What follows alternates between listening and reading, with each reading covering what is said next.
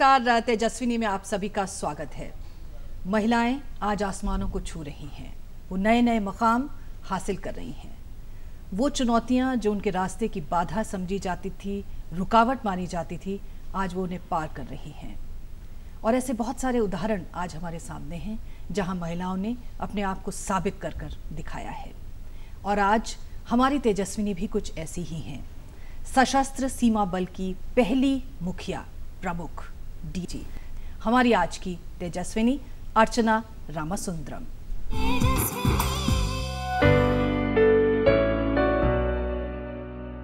अभी हाल में जब सशस्त्र सीमा बल की मुखिया के तौर पर वरिष्ठ आईपीएस अधिकारी अर्चना रामासुंदरम की नियुक्ति का ऐलान हुआ तो 60 सालों के इतिहास में पहली बार किसी अर्धसैनिक बल की कमान एक महिला अधिकारी के हाथों में गई। तमिलनाडु कैडर की वरिष्ठ आईपीएस अधिकारी अर्चना रामासुंदरम उत्तर प्रदेश के बलिया जिले से ताल्लुक रखती हैं। साधारण मध्यम वर्गीय परिवेश में पली बढ़ी और पढ़ाई लिखाई में अव्वल रहने वाली अर्चना रामासुंदरम को सिविल सेवा में जाने के लिए उनके माता पिता का भरपूर प्रोत्साहन मिला। अनुशासित रहन सहन और यूनिफॉर्म के आकर्षण ने पुलिस सेवा में जाने के लिए उन्हें प्रेरित किया। तमिलनाडु में अनेक अहम पदों पर कार्य कर चुकी अर्चना रामासुंदरम सीबीआई में भी महत्वपूर्ण पद पर काम कर चुकी हैं। इस नई जिम्मेदारी को भारतीय महिलाओं के नाम समर्पित करते हुए अर्चना रामासुंदरम जेंडर से ज्यादा लीडरशिप को तरजीह देती हैं, जहां एक महिला किसी भी तरह से पुरुष से कमतर नहीं आंकी जा सकती, जिसकी खुद एक जबरदस्त मिसाल है हमारी आज की तेजस्विनी।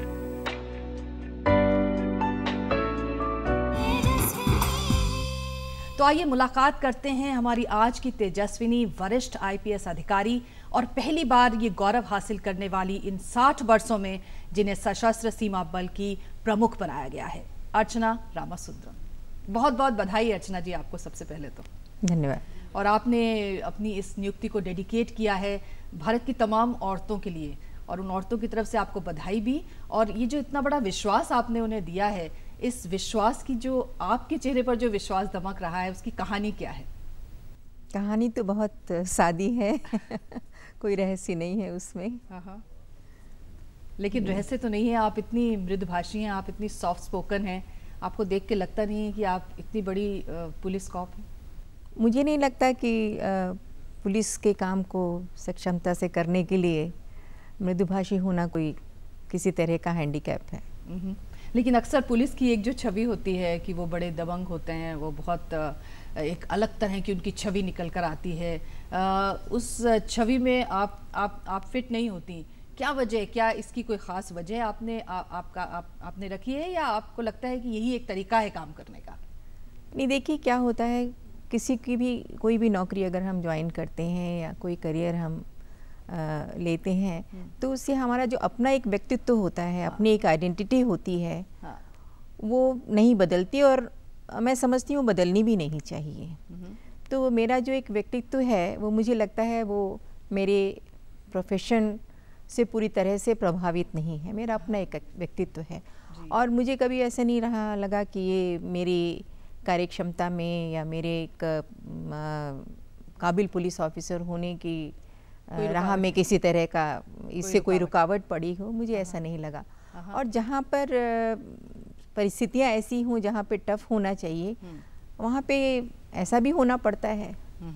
तो टफ जहाँ पे होना है वहाँ आप टफ होते हैं। तो ये बताइए कि ये जो अपॉर्चुनिटी मिली है, मतलब जब आपको 60 सालों में देश में पहली बार किसी महिला को ये अवसर मिला है, उसको इस लायक माना गया है कि उसकी नियुक्ति सशस्त्र सीमा बल की एक प्रमुख के तौर पर हो, ये जो लम्हा है, ये जो मोमेंट है, आज तक किसी महिला के जीवन में नहीं आया, आपके जीवन में आया है। क्या आपको लगता है कि इसके लिए मतलब कहते हैं ना कि जब इतना कुछ हो जाता है तो आप किसे डेडिकेट करते हैं? घर में किसी को इसके लिए डेडिकेट करते हैं, अपने परिश्रम को करते हैं, किसको आप मानती हैं कि सबसे बड़ा फल इस रूप में मिला है? इसका सबसे बड़ा श्रेय तो मैं अपने माता पिता को दूंगी, विशेष रूप से मेरे पिता को, जिन्होंने मुझे भारतीय पुलिस सेवा में आने के लिए एनकरेज किया। और मेरे दिमाग में शुरू में थोड़ा था, हालांकि मेरी इच्छा तो थी आईएएस और आईपीएस दोनों में से एक सर्विस को ज्वाइन करने की। पर क्योंकि आईपीएस को, जैसा आपने खुद ही कहा है कि काफ़ी एक इमेज है सबके दिमाग में, तो वो मेरे में भी था। पर मेरे पिता ने मुझे विश्वास दिलाया कि नहीं, तुम अच्छा कर सकोगी, और ये एक ऐसी सर्विस है जिसमें बहुत कुछ किया जा सकता है। जो तकलीफ़मंद लोग हैं उनके लिए बहुत ही अच्छा काम तुम कर सकती हो। तो उस सर्विस को ज्वाइन करने के लिए मेरे पिता ने मेरे को बहुत प्रोत्साहित किया। तो मैं अपनी सफलता का श्रेय भगवान के बाद मैं अपने माता पिता को दूंगी। और हमारी जो सर्विस है वो बाकी सर्विसेज से हटकर है, तो इसमें परिवार का सहयोग बहुत ही महत्वपूर्ण हो जाता है।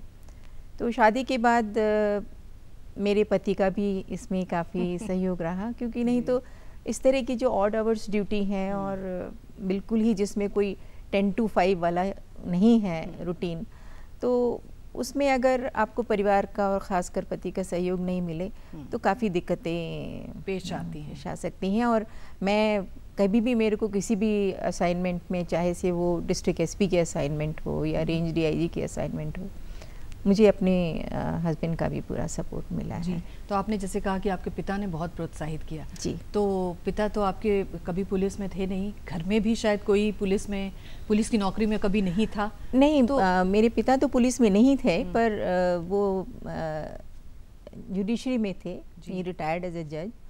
तो उनकी काफ़ी एक, जिसको कहते हैं उस प्रोफेशन में पुलिस वालों के साथ तो काफ़ी नाता रहता है, मिलना रहना और इंटरेक्ट करना, और अपने केसेस में भी वो पुलिस वालों के संपर्क में बहुत आए होंगे।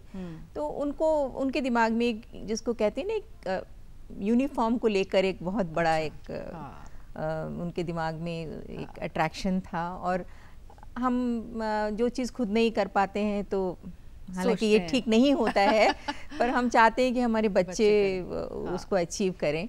तो उनका एक जो लव फॉर यूनिफॉर्म था, वो कहीं ना कहीं मुझे लगता है मेरे को आईपीएस में भेजने के पीछे उसका भी वो भी एक बहुत बड़ा कारण रहा। तो मतलब कोई बेटा, कई बार होता है ना कि बेटे को उसके लिए शायद ज़्यादा काबिल मानते हैं, उन्होंने बेटी को माना, ये अपने आप में एक बहुत बड़ी बात थी।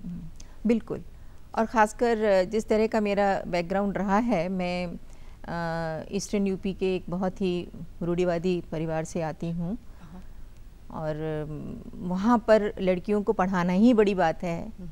तो यहाँ ना केवल उन्होंने मुझे पढ़ाया, शिक्षा दी, बल्कि मेरे को एक अनकन्वेंशनल जॉब में आने के लिए प्रेरित किया। तो क्या आपके मन में भी था कुछ ऐसा, जैसे वो एक, आप कह रही हैं कि पिताजी को एक यूनिफॉर्म से एक बड़ा लगाव था, वर्दी का अपना एक रौब रुतबा होता है, तो क्या आपको भी उसी दे पहले खींचा इस तरफ, या मतलब क्या ऐसा फीलिंग्स आ रही थी कि नहीं मुझे ये करना चाहिए? नहीं, ऐसा ये यूनिफॉर्म वाली बात तो रहती ही है दिमाग में, पर मैं ऐसा नहीं कहूँगी कि एक ये मोस्ट इम्पॉर्टेंट रीज़न था मेरे लिए, ऐसा नहीं था। उस ज़माने में मैं 1980 की बात कर रही हूँ, 1980 बैच की हूँ मैं। 1978 में मैंने एमए किया, और काफ़ी छोटी उम्र में मैंने आईपीएस ज्वाइन किया। तो उस वक्त में अगर आप पढ़ाई में अच्छे हों, I was a through out topper, तो उसमें सभी लोग आपको एक सलाह देने लग जाते हैं, आपके खुद में मन में भी आने लगता है कि भी civil services is the career for you. तो वो एक बात अपने आप में रही। और उसके अलावा उन दिनों जब मेरे को लगता था कि अगर मैं कोई ऐसी सर्विस करूं जिसमें मेरे को सिर्फ मंथली सैलरी से ही मतलब नहीं रहे, वहाँ मैं कुछ कर पाऊँ, something, I mean I should be able to make a difference. तो अभी भी, उस ज़माने में भी और आज भी, जो सिविल सर्विसेज हैं वो अपने आप में एक बहुत बड़ा आपको एक ऑप्शन देती हैं, मौका देती हैं। तो क्या मुश्किल हुआ था जब आपने तैयारी शुरू करी? वैसे तो आप कह रही हैं आप थ्रू आउट टॉपर रही हैं, तो आपके लिए इतना मुश्किल नहीं रहा होगा, बट फिर भी लोग बड़ी मेहनत करते हैं। हाँ, सिविल सर्विसेज के लिए मेहनत तो करना पड़ता है, और मुझे भी करना पड़ा। और एमए करने के बाद मैं कुछ दिनों लेक्चरर रही इकोनॉमिक्स में, राजस्थान यूनिवर्सिटी में। तो वहाँ पढ़ाने के साथ साथ मैं सिविल सर्विसेज के इम्तिहान की तैयारी भी मैंने करी। तो ये मुश्किल तो है, और बड़े फोकस के साथ आपको तैयारी करनी पड़ती है। अच्छा, आपने एमए भी डबल किया, आर्ट्स में भी किया और शायद साइंस में भी आपने किया? नहीं, वो बाद में जो मैंने सर्विस में रहते 2 साल की स्टडी लीव ली और 89 to 91 that was the period I went abroad, university of southern California. उसमें मैंने master of science in criminology किया। अच्छा, ओके। तो they call it MS, master of science degree. Okay, तो आपने तमिलनाडु आपका कैडर था, तो आपने ज़्यादातर नौकरी जो है वो तमिलनाडु में रहकर हाँ जी, तमिलनाडु में। आप बता रही हैं आप विशुद्ध उत्तर भारतीय थी और फिर आप चली गई वहाँ, फिर वहाँ आपने शादी भी उन्हीं से की जो कि तमिलनाडु से बिलोंग करते हैं। हाँ तो जी। क्या कुछ परेशानी हुई थी, क्योंकि काफ़ी कल्चर में चेंज आ जाता है, लैंग्वेज एक बहुत बड़ी एक वो बात होती है, तो क्या कुछ एक्स्ट्रा करना पड़ा था, कुछ एक्स्ट्रा सीखना पड़ा था जब आप वहाँ चली गई, पूरी सर्विस में आ गई? देखिए, जहाँ तक तमिलनाडु जाने का प्रश्न है, हम लोगों का जो अलॉटमेंट होता है वो एक इनसाइडर और आउटसाइडर का एक कोटा होता है हर स्टेट में, और IPS ऑफिसर्स का जो अलॉटमेंट होता है वो मिनिस्ट्री ऑफ होम अफेयर्स करती है। तो उसमें अगर आपको होम स्टेट नहीं मिलती है तो आप कहीं भी जा सकते हैं। अच्छा। तो काफ़ी लोग हैं जो नॉर्थ के हैं और साउथ में जाते हैं, जो साउथ के हैं वो नॉर्थ में जाते हैं। कहीं ऐसा नहीं है कि मेरे ही साथ ऐसा हुआ है, बाकी भी कई ऑफिसर्स के साथ ऐसा होता है। तो उस ज़रूर है कि शुरू में एक भाषा अपने आप में एक बहुत बड़ा सवाल था, बहुत बड़ा चैलेंज था। Tamil is a very difficult language, पर धीरे धीरे जो एक वर्किंग नॉलेज है वो आने लगी, और हम लोगों को वहाँ पर कुछ एग्ज़ाम भी पास करने पड़ते हैं। IAS ऑफिसर्स को, IPS ऑफिसर को स्टेट के लैंग्वेज एग्ज़ाम हुए या स्टेट का अपना कोई मैनुअल हुआ या स्टैंडिंग ऑर्डर हुआ, उसके एग्ज़ाम पास करने पड़ते हैं। तो धीरे धीरे थोड़ा सा जो इनिशियल जो एक टोटल एक डिस्कम्फर्ट था वो ख़त्म होने लगा। और सबसे बड़ी बात मैंने वहाँ पर ये महसूस करी तमिलनाडु में, जहाँ जहाँ मेरी पोस्टिंग हुई, कोयम्बतूर में मेरी ट्रेनिंग हुई, डिस्ट्रिक्ट ट्रेनिंग जिसको हम लोग कहते हैं, फिर मेरा पहला सब डिवीज़न था मदुराई, सेलम, तो इनमें काफ़ी रूरल एरियाज़ भी हैं। अच्छा। तो मेरे को लगता था कि वहाँ के जो गांव के जो समस्याएं हैं लोगों की, वो वही थी जो यहाँ पर हो सकती हैं। और सबसे बढ़िया बात मेरे को वहाँ ये लगी कि महिलाओं का बड़ा सम्मान था। तो कई बार क्या होता था कि your gender becomes an advantage for you. अच्छा। कोई लॉ एंड ऑर्डर प्रॉब्लम है, वहाँ पे शायद आपका मेल काउंटर पर जाके खड़ा हुए तो उसकी बात वो कम सुनेंगे, आप जाएंगे तो वो ज़्यादा सुन लेंगे। तो इस तरह का एक जो एडवांटेज है, जो एक वहाँ के लोगों का एक अपनापन है, और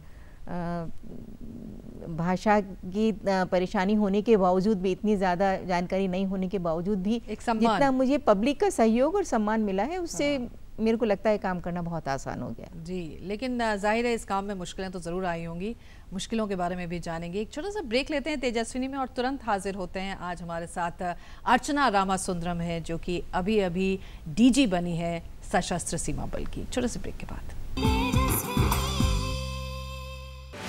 Now the National News Channel of India, live on your mobile phone. Get the news on the go. Watch top videos, get the latest news and continuous news on your mobile phone. Download DD News app now. Visit the Android Play Store, search for DD News, download the app to your phone.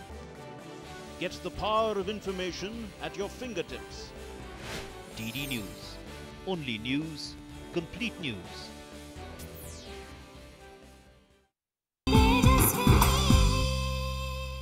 एक बार फिर से आपका स्वागत है। आज हमारे साथ अर्चना रामासुंदरम है, जिनसे हम बात कर रहे हैं और उनकी ज़िंदगी के कुछ अनछुए पहलुओं के बारे में भी जानने की कोशिश कर रहे हैं। तो अर्चना जी, जब वो कहते हैं कि वर्दी में तो बहुत स्मार्ट लगता है आदमी, बहुत अच्छा दिखता है, लेकिन काम बड़ा मुश्किल होता है और पेचीदा होता है, और महिलाओं के लिए जैसे आपने कहा कोई 9 to 5 नहीं होता, बहुत टफ जॉब होती है। तो क्या कुछ दिक्कतें भी शुरू में जब आप आई थी फील्ड में, तो क्या कुछ थोड़ी बहुत समस्याएँ भी हुई थी, या उनसे कैसे निपटी आप और कैसे आपने उनसे तारतम्य बिठाया? नहीं, परेशानी का जहाँ तक सवाल है, ऐसा कोई मैं नहीं कहूँगी कि कोई बहुत ही उस तरह की विकट स्थिति आई हो, पर हाँ थोड़ा बहुत एक लगा रहा। जैसे मैंने जब ज्वाइन किया तब मैंने पाया कि मैं पूरे बैच में एक ही लेडी ऑफिसर थी। तो वो भी एक थोड़ा इंसान शुरू में नर्वस महसूस करता है, और जिस तरह का मेरा फैमिली बैकग्राउंड है, शुरू में तो 1-1.5 महीने मेरे को बिल्कुल ही I used to feel somewhat awkward और नर्वस। पर हमारा बैच भी बड़ा अच्छा है। और पुलिस की ट्रेनिंग में क्या होता है कि हालांकि मुश्किल तो बहुत है, पर जो आपका जो ट्रेनर स्टाफ होता है वो काफ़ी एनकरेज करता है। तो 2-3 महीने के बाद उसमें भी जिसको जो परेशानियाँ थी शुरू वाली और एक teething problem, initial hesitation, teething problems कह लीजिए आप उसे, वो धीरे धीरे ख़त्म हो गया। और मेरा बैच भी बहुत अच्छा है। हम लोग सारे बैचमेट्स आज बिल्कुल एक परिवार की तरह हैं। इतने साल हो गए, 35 साल से ज़्यादा हो गए, तो उससे भी बड़ी मदद मिली। और जॉब में जाने के बाद क्या होता है, शुरू शुरू में तो एक परेशानी तो होती ही है। आपके जो सीनियर्स हैं, कई बार आपको कोई जिम्मेदारी देने से पहले उनका एक जो आपके प्रति विश्वास होता है थोड़ा सा कहीं कम होता है। तो मतलब आपको लगता है कि वो बॉडी लैंग्वेज से आप समझ जाते हैं और उनके कहने से भी, तो एक प्रेशर रहता है कि नहीं, इस काम को बहुत अच्छी तरह से करना है। जी, अक्सर हम कहते हैं ना कि ये ग्लास सीलिंग होती है, ऐसा भी कहते हैं लोग। फिर लोग ये भी कहते हैं कई बार विश्वास की कमी होती है, उनको लगता है कि पता नहीं कर पाएंगे कि नहीं कर पाएंगे। तो मतलब इस तरह की चीज़ों से काफ़ी दो चार होना पड़ता है, और जाहिर है सभी को होना पड़ता है, आपको भी होना पड़ा हो। शुरू के जो हमारे बैचेस थे, हम सभी को इस तरह की समस्या रही है, क्योंकि हर जगह आप हो सकता है आप पहले हों या दूसरे हों, तो सिस्टम को आपके साथ एक जो इक्वेशन है उसको बैठाने में थोड़ा समय लगता है। पर अब जो आईपीएस ऑफिसर्स आ रही हैं, लेडी ऑफिसर्स जो आ रही हैं, मुझे लगता है उनके लिए काफ़ी सुगम हो गया है, क्योंकि अब एक तो उनका नंबर बहुत ज़्यादा है, और दूसरे लोगों को भी ये समझ में आ गया है कि इसमें जो खास करके एक आईपीएस ऑफिसर का जो काम है, what is more important is your leadership quality. जी बिल्कुल, जेंडर इतना इम्पोर्टेंट नहीं। तो नेतृत्व की अगर आप में क्षमता है, अगर आप अपने काम को समझते हैं, और पुलिस में क्या है, पूरा टीम वर्क होता है, चाहे से मैं सब डिवीज़न में हूँ या किसी रेंज में हूँ या डिस्ट्रिक्ट में हूँ। सीबीआई में 7 साल मैंने काम किया है, क्राइम ब्रांच की मैं एडिशनल डीजीपी रही हूँ, आज एसएसबी में हूँ। तो मेरे लिए ये कहना कि मैं ये कर रही हूँ सही नहीं है। वहाँ पर कोई मैं नहीं है, हम हैं। तो एक जो टीम वर्क होता है, उसमें आप कितना अपनी टीम को अपने साथ लेकर आगे बढ़ सकते हैं, कितना उनका विश्वास आपके प्रति है, कितना वो आपको समझ रहे हैं, and they give your best to you and you give your best to them. जी, पर तो ये बताइए कि क्यों 60 साल लग गए किसी एक महिला को इस पद पर आने के लिए? देखिए, मैं इसको 60 साल के लंबे अरसे से मैं नहीं देखूंगी।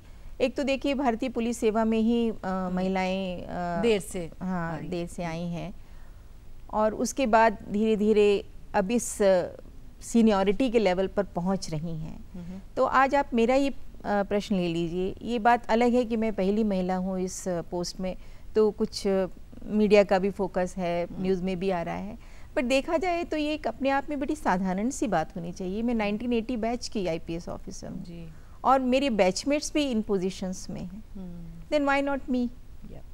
तो मैं यहाँ पर अगर हूँ तो इसलिए नहीं कि मैं एक विमेन ऑफिसर हूँ, मैं आईपीएस ऑफिसर हूँ 1980 बैच की। मैंने इतने दिनों का मेरा अनुभव है, मेरी सीनियरिटी है, मेरी कॉम्पिटेंस है, तो वो जो लेवल है महिलाओं को अब मिल रहा है, उस लेवल पर पहुँच रही हैं।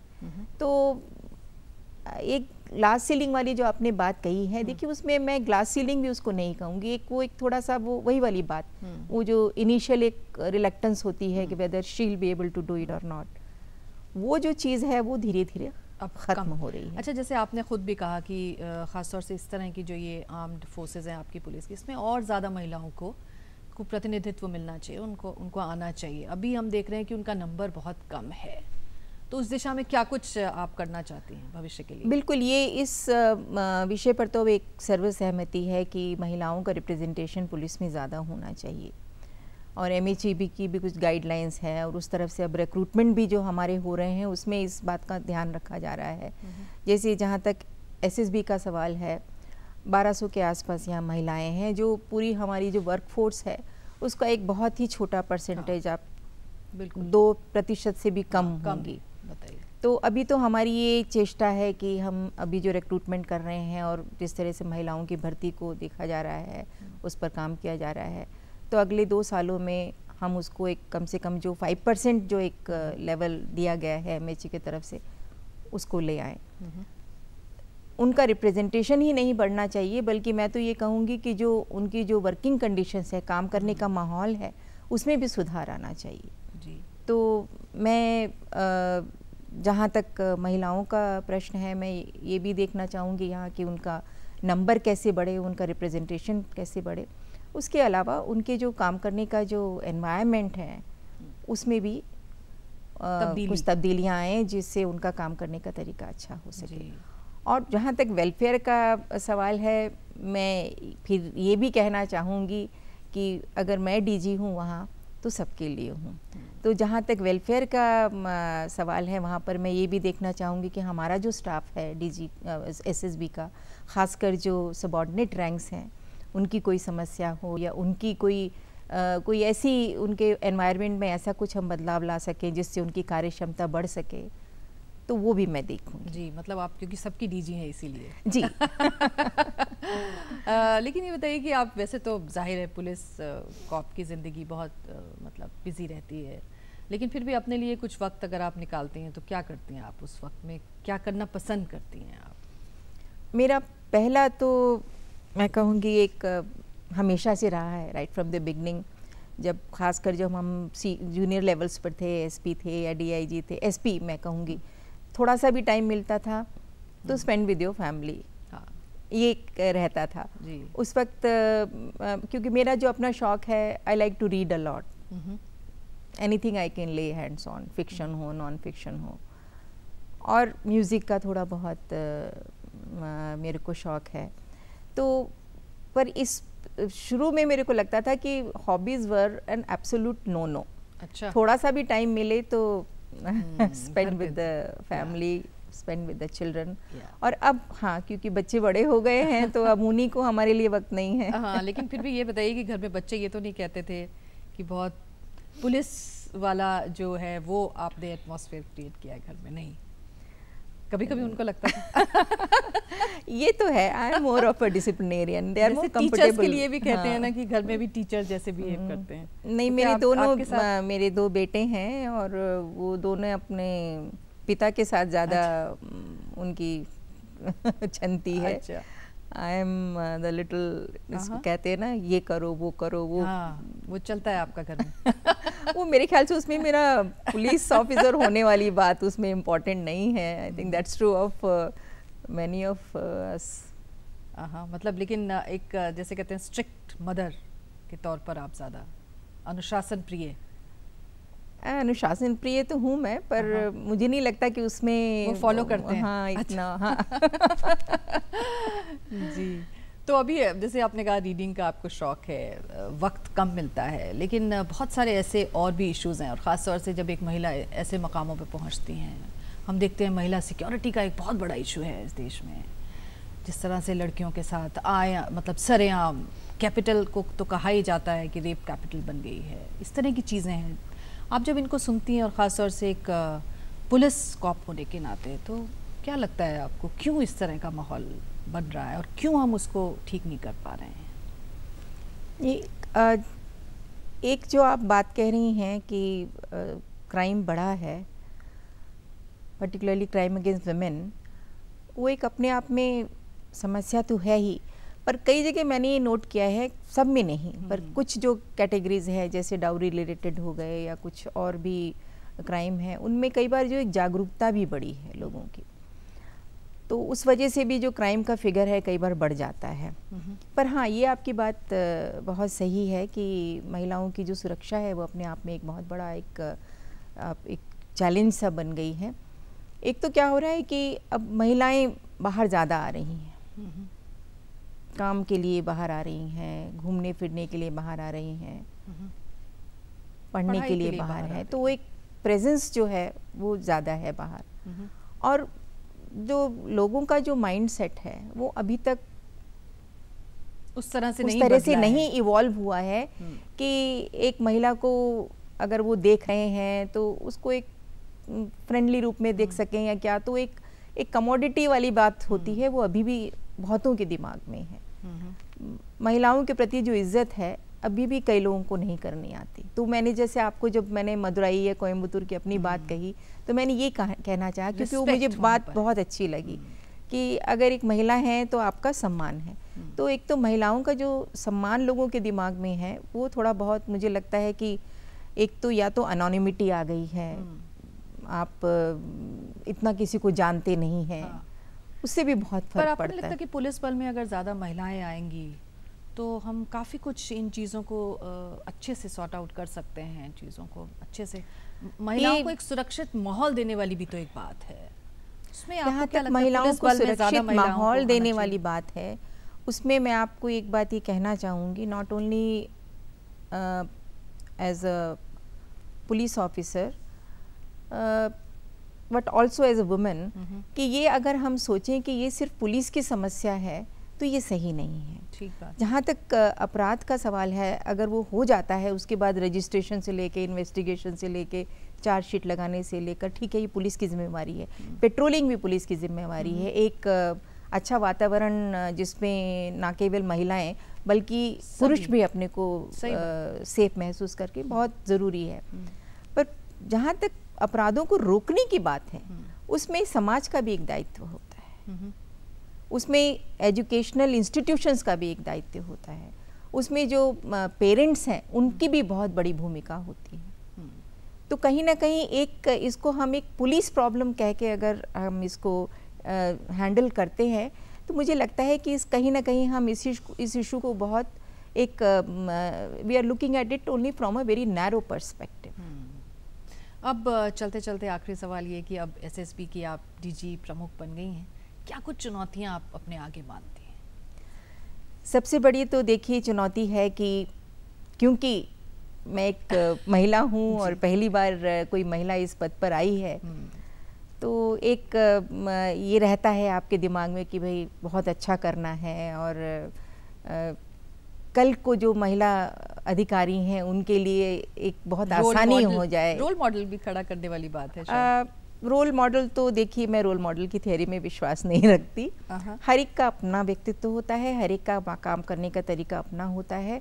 हो सकता है कि मैं किसी चीज़ को ए मेथड से करती हूँ, आप उसको बी मेथड से करेंगे। ठीक बात है। तो हाँ ये ज़रूर है कि मैं यहाँ पर है कि मैं कम से कम कल को कोई ये नहीं कहे कि भाई महिलाओं को ये पद देने में हमें सोचना पड़ेगा। तो ये जो भावना है वो निकल जानी चाहिए। और क्योंकि मेरे कोई ये चुनौतीपूर्ण जो असाइनमेंट मिला है उसका जो आपने मैंडेट देखा होगा तो वही है कि बॉर्डर में जो पॉपुलेशन है, जो जनसंख्या है, लोग हैं, उनमें एक to instil a sense of security, वो एक हमारा बहुत बड़ा ऑब्जेक्टिव है, उसको पूरा करना है। और जो ट्रांस बॉर्डर जो जिस तरह के जो अपराध हो रहे हैं या जो भी कुछ हो रहा है उस पर एक नज़र रखना, तो ये एक अपने आप में ही बहुत चुनौतीपूर्ण मैंडेट है, उसको मेरे को ठीक से उसका निर्वाह करना है। दूसरी बात जो इस फोर्स में बहुत ही अच्छी है, कुछ प्रोग्राम्स जो हैं, क्योंकि जनता के साथ बहुत एक क्लोज रिलेशनशिप है एसएसबी के, and they enjoy a lot of goodwill among the people they are serving. तो जो इस तरह के इनके प्रोग्राम्स हैं सोशल आउटरीच वाले, उनको भी मैं चाहूँगी कि और उनमें तेज़ी लाई जाए। और अगर उसमें कहीं ना कहीं हम एक प्रोग्राम्स में गर्ल चाइल्ड पर फोकस कर सकते हैं तो मैं उस पर भी काम करना चाहूँगी अपने टीम के सहयोग से। बिल्कुल आप ज़रूर करेंगी और हमें उम्मीद है कि जो जिम्मेदारी आपको दी गई है उसे आप बखूबी निभाएंगी एक महिला होने के नाते। बहुत बहुत शुक्रिया और बहुत बहुत शुभकामनाएं हमारी तरफ से। आप तेजस्विनी में आई, आपने बात की, बहुत बहुत शुक्रिया। धन्यवाद। तो ये थी हमारी आज की तेजस्विनी अर्चना रामासुंदरम। एक और शख्सियत मुलाकात कराएंगे अगले हफ्ते, तब तक के लिए इजाज़त दीजिए। नमस्कार।